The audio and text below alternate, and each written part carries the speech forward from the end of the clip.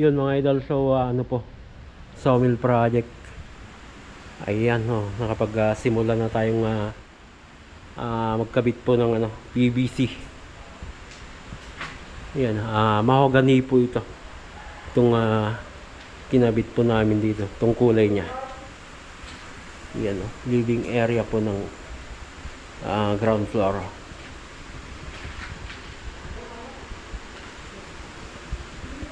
And then ano po ito, sa kitchen may design po yan. And then sa tapat po ng lababo, and then pantry, PVC din po yung kakabit po namin dun sa gilid doon. Ayan.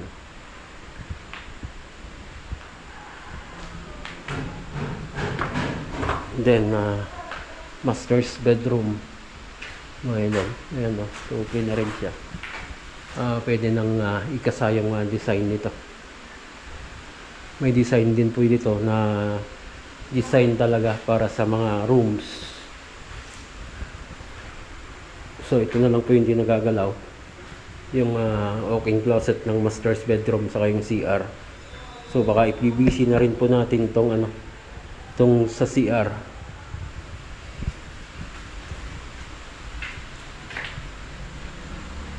Sa part dito mga idol, ano po ito, may barnok po kasi dito sa part dito, may nook po dyan.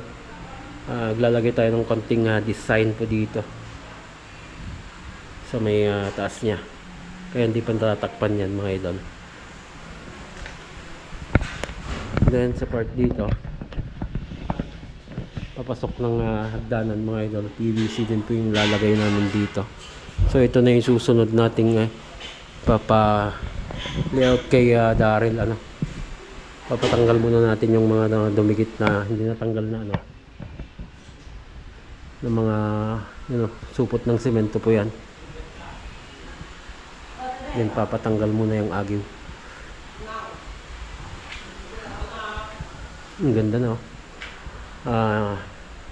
mas aaliwalas pa ito mga idol pag napinturan tong pader nya.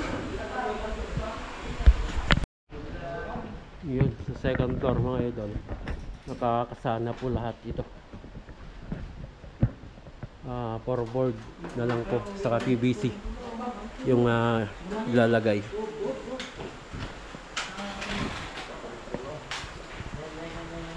PVC po ito. Nandito sa mga rooms, may kulay na ito Lester, wala pa? Wala pa Primer pa lang to. Parang primer pa lang, parang may naka number 1 na. Good work. Naka first coat na din dito. Ano to? First coat na to? Ay, primer pa lang. So lahat ng ginamit namin dito mga idol ay yung mas matibay na talagang pang primer.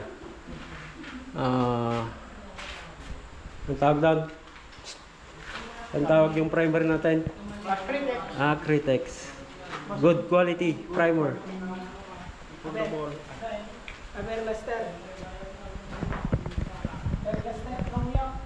Sa CR, plain lang naman po yan.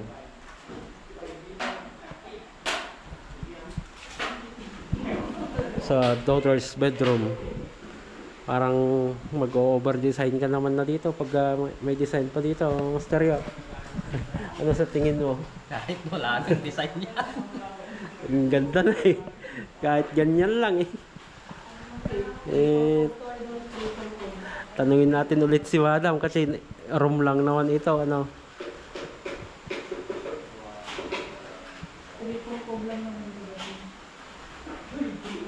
Daughter's bedroom. Ang ganda. So punas-punas na lang yan mga idol para kumintab ka. Yan, ito na. Next na ito.